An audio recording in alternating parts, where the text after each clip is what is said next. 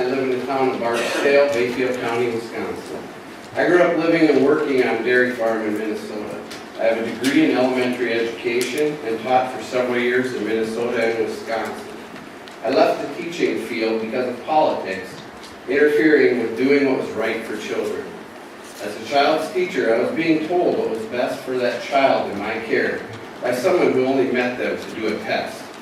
I went back to farming because it provided a good life for me growing up and instilled good values of hard work, stewardship of land and animals, and a feeling that at the end of the day I made a difference. I want my children to continue that on to their children's children. Here I am again, in a position that I have people that don't know what's going on with my students telling me what's best for them. I can't stand here and tell you that something catastrophic won't happen because of farming in this region. I can also not tell you that I will make it home after this meeting tonight. But I'm taking safety precautions to help me get there, like looking both ways before crossing, fastening my seatbelt, obeying traffic laws. I also know that there are already rules in place from our state to help make this a safe place for workers and the community. This does, however, not prevent all bad actors from slipping, as by jail does not prevent all crime from stopping.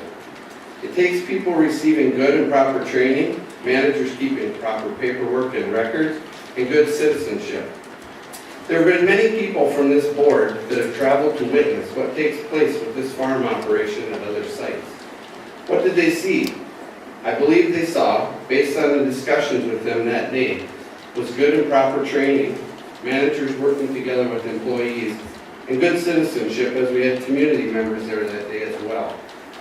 Why do we always assume that someone's hiding something? I don't go to my mechanic if my tooth hurts. I go to someone who has experience, a dentist.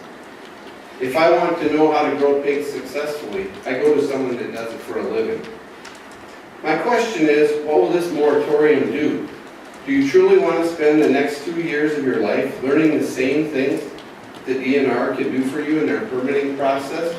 I also heard last week in this room that answers to questions can be found here and with our local land and conservation officials in as little as 2 hours.